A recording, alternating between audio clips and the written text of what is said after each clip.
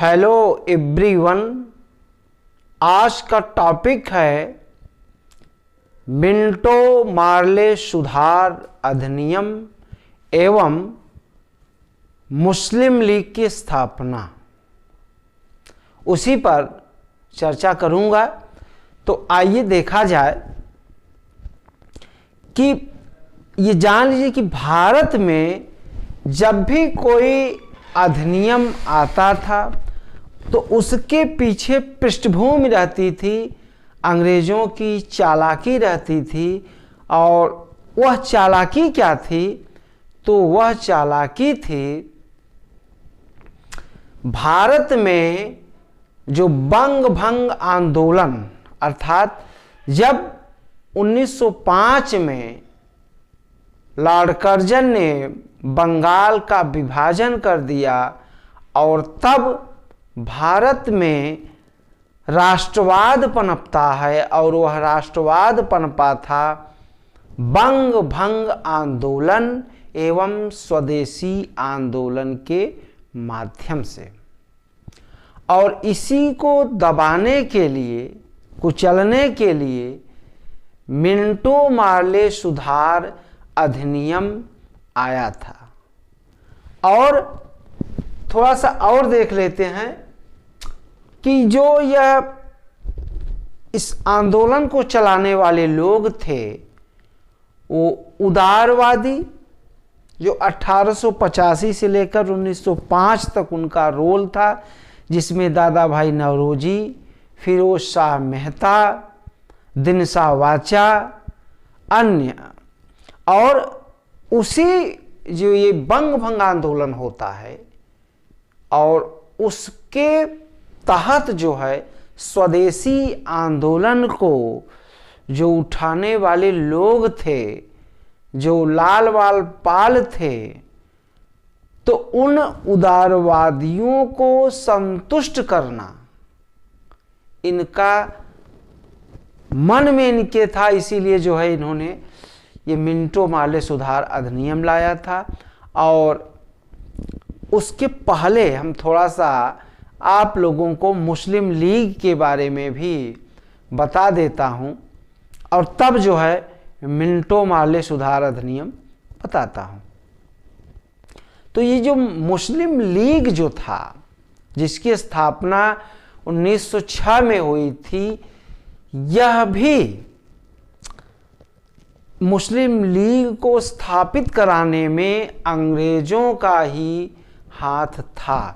वे चाह रहे थे कि भारत में किसी तरीके फूट डालो, डिवाइड एंड रूल के तहत जो है उन्होंने जो पूर्वी बंगाल में बहुत ज़्यादा मुस्लिम रहते थे, और भारत में तमाम नवाब जो है वो मुस्लिम थे, उस समय अच्छे अच्छे जमींदार परिवार के थे, और उनको जो है बहला फुसला करके और अंग्रेज़ों ने मुस्लिम लीग की स्थापना करा दी थी, और जिसके तहत भारत में एक विष उन्होंने बो दिया।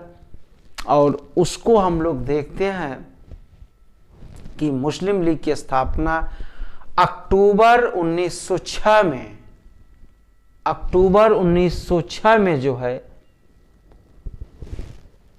होती है।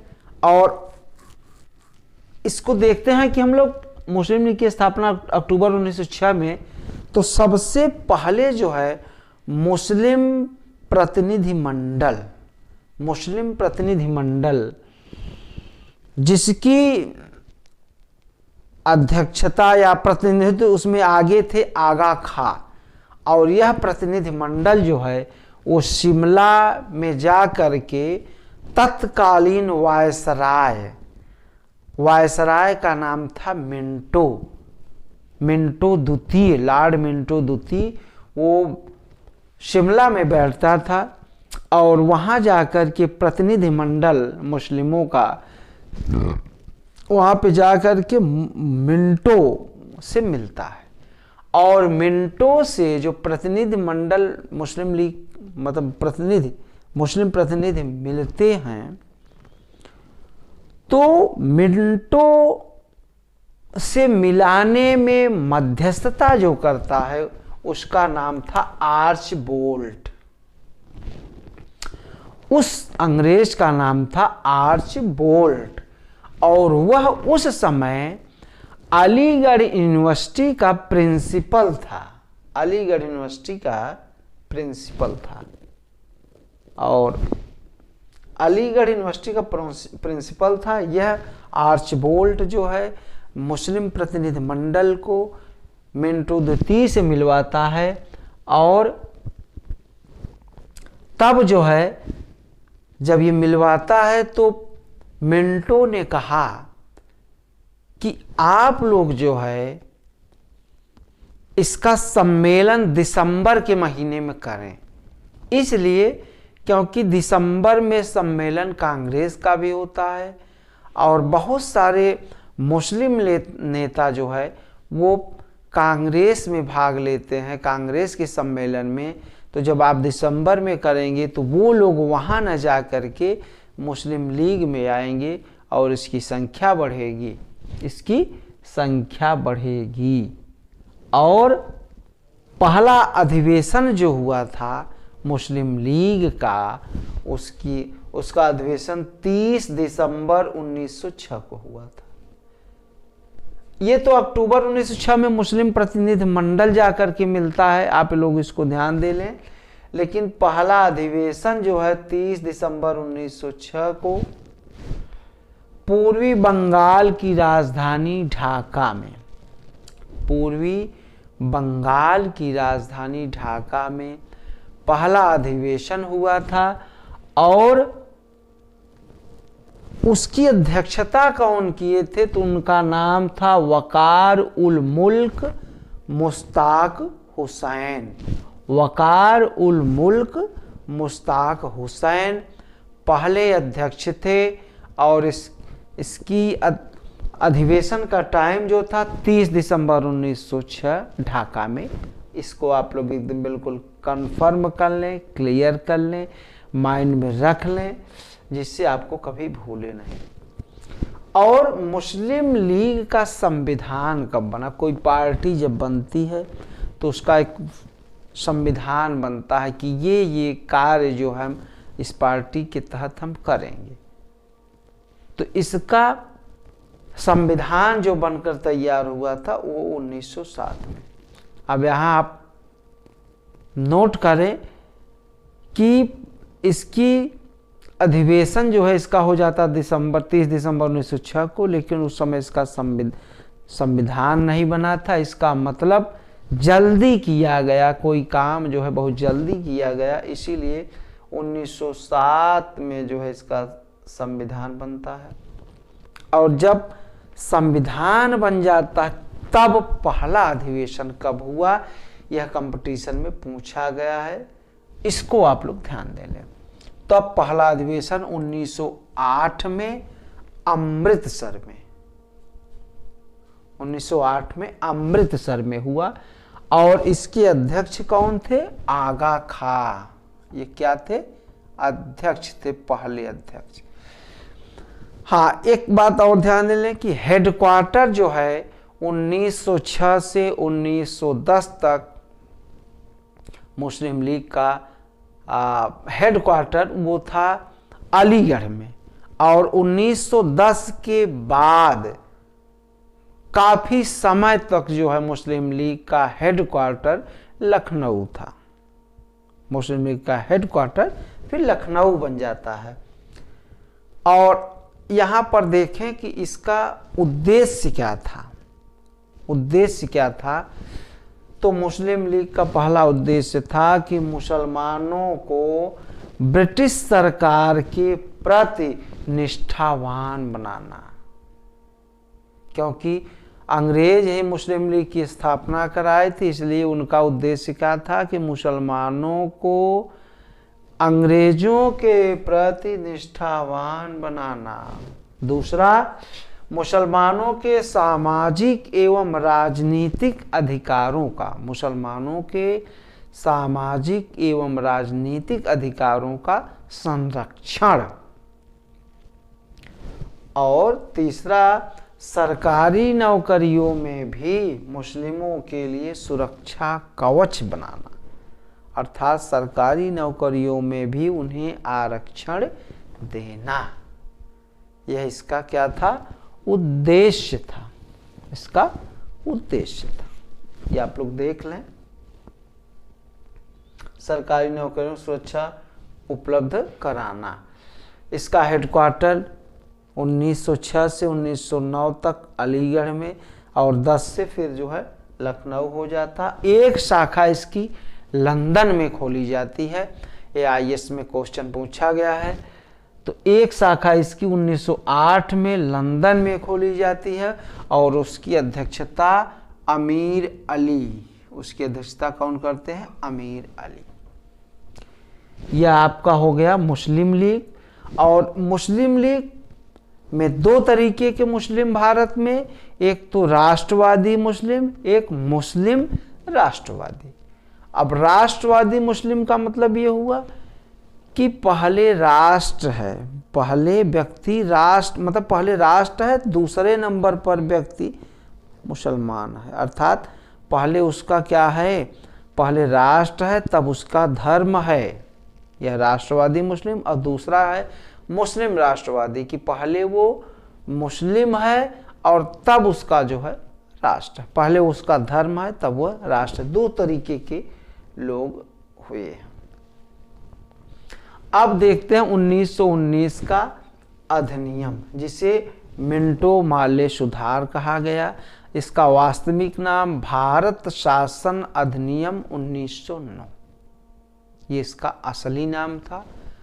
और यह मिंटो मार्ले सुधार अधिनियम के लिए आगा खां के नेतृत्व में ब्रिटेन में 1906 में मार्ले से जो है एक प्रतिनिधिमंडल मिलता है और मुसलमानों के लिए अलग से आरक्षण की मांग करता है, लेकिन वहाँ इनकी मांग खारिज कर दी जाती है। फिर जो है अंग्रेज बहुत चालाक थे और 1909 का अधिनियम लाए और इस अधिनियम के तहत मुस्लिम वर्ग को अलग से आरक्षण उन्होंने दे दिया। इसे सांप्रदायिक निर्वाचन प्रणाली कहा जाता है। यहाँ से द्विराष्ट्र का बीज जो है वो अंग्रेजों ने भारत में बो दिया। तो जो मिंटो था वो भारत का वायसराय था, मार्ले जो था वो भारत सचिव था, वह ब्रिटेन में बैठता था। और अब यहाँ थोड़ा सा देख लें कि 1892 के अधिनियम के तहत जो है केंद्रीय विधान परिषद की संख्या जो थी वह 16 थी। वह कितनी थी? 16 थी। लेकिन 1909 का जब अधिनियम आया तो इसकी संख्या 60 कर दी गई, 16 से 60 कर दी गई। केंद्रीय विधान परिषद में सदस्यों की संख्या, इसमें दो स्तर पर सुधार हुई, एक तो केंद्रीय स्तर पर और दूसरा प्रांतीय स्तर पर। दो तरीके के सुधार होते हैं। तो पहले हम देखेंगे केंद्रीय स्तर पर परिवर्तन। क्या हुआ परिवर्तन? 60, इसमें दो तरीके के सदस्य हुए, एक शासनिक हुए और दूसरे हुए गैर शासनिक। शासनिक में 60 मेंबर हुए, कुल टोटल 60 मेंबर। उसमें 28 जो है मनोनीत हुए, 28 जो है मनोनीत हुई। एक बार इसका आप लोग स्क्रीनशॉट ले लें और फिर जो है मैं आप लोगों को बताता हूं। तो टोटल संख्या 60 हुई। 60 में 28 मनोनीत हुए, अर्थात इनका इलेक्शन नहीं हुआ, इनका सिलेक्शन हुआ। इनको मनोनीत किया गया और मनोनीत में ज़्यादातर अंग्रेज लोग रहते थे। गैर शासनिक में 32 पद गैर शासनिक में, और इसमें 5 मनोनीत और बाकी 27 जो है निर्वाचित होते हैं। और जब 27 निर्वाचित होते हैं तो उसमें 6 मुस्लिम लीग, जो 6 सीट मुस्लिमों के लिए, अर्थात वहाँ पर खड़ा भी मुस्लिम होगा और वोट भी केवल जो है मुस्लिम वर्ग का व्यक्ति देगा। यहाँ से वो देखिए दुधारू तलवार का चलाना शुरू कर देते हैं। अर्थात आज के नियम में देखिए, जैसे अगर SC/ST के लिए जो सीट निर्धारित की गई है वहाँ पर SC/ST वर्ग का व्यक्ति खड़ा होगा, लेकिन वोट पूरा जनमानस देता है। वहाँ जाति धर्म नहीं बटा है, लेकिन उन्होंने धर्म बांट दिया। केवल मुस्लिम वर्ग के लोग वोट देंगे 6 सीटों के लिए। 13 सीट साधारण निर्वाचन अर्थात सबके लिए चुनाव। 2 सीट अंग्रेजों के लिए यहाँ निश्चित कर दी गई, वहाँ अंग्रेज कैंडिडेट ही खड़े होंगे।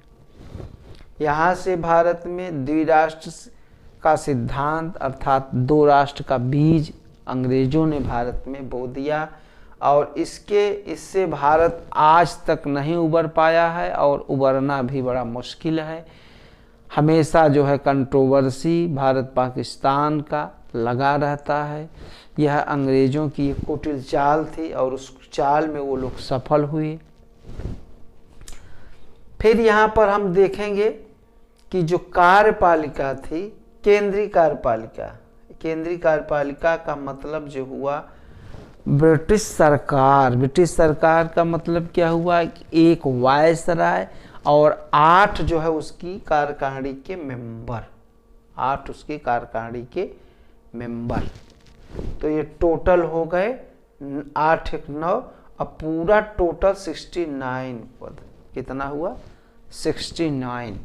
और इसमें एक पद जो है वायसराय की कार्यकारिणी में एक पद विधि सदस्य के रूप में SP सिन्हा को रखा गया था। प्रथम भारतीय जो थे वह SP सिन्हा आते हैं और एक वायसराय की कार्यकारिणी विधि सलाहकार के रूप में होते हैं। 1919 के अधिनियम के तहत यही संख्या 3 हो जाती है। यही संख्या 3 हो जाती है। जब मिंटो मार्ले सुधार आ गया तो उसके प्रतिक्रिया के रूप में जो है भारत में सांप्रदायिकता का पिता किसे कहा जाता है, मिंटो को। इसको वैधानिक सांप्रदायिकता का वैधानिक पिता भी लॉर्ड मिंटो को कहा जाता है। और इसने कहा कि हम सांप के दांत बोने जा रहे हैं, हम सांप के दांत बोने जा रहे हैं जिसके परिणाम अत्यंत घातक होंगे। हम सांप के दांत बोने जा रहे हैं जिसके परिणाम अत्यंत घातक होंगे। यह किसने कहा, लॉर्ड मिंटो ने कहा। और मार्ले जो पामस्टन का शिष्य था और वह भी भारत में मिल कर के ये प्रणाली लाता है जो बहुत खतरनाक थी। और इसमें हम थोड़ा सा देखें, राज्य स्तर पर जो इसमें राज्य स्तर पर क्या सुधार होते हैं, तो राज्य विधान परिषदों में भारतीयों की संख्या बढ़ा दी गई। राज्य स्तर पर राज्य विधान परिषदों में भारतीयों की संख्या बढ़ा दी गई। KM मुंशी जो संवैधानिक सलाहकार होते हैं, नहीं KM मुंशी संवैधानिक सलाहकार नहीं बल्कि KM मुंशी जो है वो कहते हैं कि इन्होंने उभरते हुए प्रजातंत्र को मार डाला। 1909 के अधिनियम की प्रतिक्रिया के रूप में KM मुंशी ने कहा कि इन्होंने उभरते हुए भारत में राष्ट्रवाद को मार डाला। आज इतना है, बहुत बहुत धन्यवाद। और आप लोगों को ये टॉपिक अच्छा लगा होगा, और जो भी जहाँ पर नहीं समझ में आता है आप लोग जो है मुझे कमेंट करेंगे, मैं आप लोगों को बताऊंगा। धन्यवाद।